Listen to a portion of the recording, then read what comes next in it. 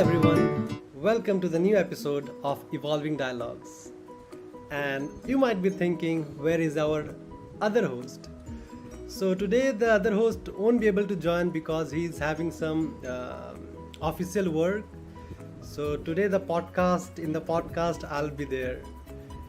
And the topic of this podcast was chosen to be the importance of writing. So, what is writing? Writing is nothing but formal thinking.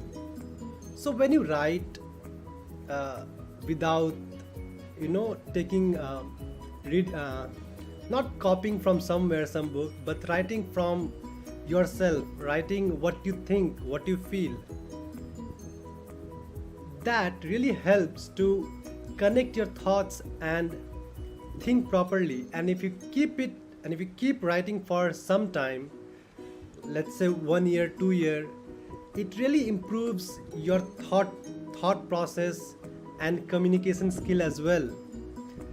For example, I have noticed in myself that earlier I was not able to clearly express my thoughts or to have some idea properly concised in a manner that is coherent and to the point. I'm still a work in a progress in terms of communication and my thinking skill, but I noticed this difference that the writing was able to help me. So I am able to express my ideas or thoughts properly when I started writing on a daily basis. So writing helps. Another thing is, as you might have noticed, that rich people send their kids to study English literature or political science. You might notice that rich people send their kids to study arts when they go in college. So why is that the case? It's because of this communication skill or the thinking skill. All this, you take the leaders of our country or the world, they are in one way or another way, they all have studied arts, or most of them have. So when someone studies art or English literature, they're mostly focused on the writing part of the in addition to other curricular activities. So my point is, if you can master the art of writing, you are destined to head to some pinnacle. You take, for example, any leader, Barack Obama, or any physicist, Carl Sagan, who's famous, Richard Feynman. They're all able to write. They're all good writers. So isn't that one thing that is common among all the great people writing, expressing their thoughts? So if you are able to master that skill, it will help us a lot. Today Manish is not here, so I won't be able to ask questions but share my opinions. All the places I have I have read, I have noticed one thing, that writing.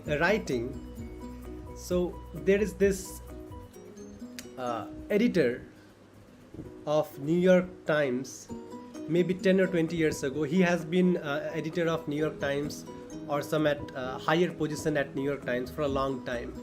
And he said that if you are able to journal or write your emotions on a daily basis, and that guy has been doing it for like 50 years, he said that you can save like $50,000 or something like that by not going to the therapist.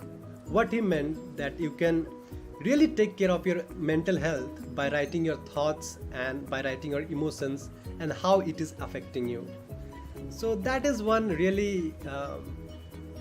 the benefits that you get on writing on a daily basis, especially in the morning. So I have to practice what I preach. These days I'm not able to write because it's an excuse if I say if I don't that I don't get time. I can always take out time for writing. So there are a couple of skills which we all can master. Reading, read a lot. It will help. Read a lot. Read good stuff. Write. When you write, you process all the information that is in your head in a coherent way, and that will make you more articulate. When you are able to articulate your ideas to someone, when you are able to communicate your ideas to someone, to a public, to your manager, to your boss, you become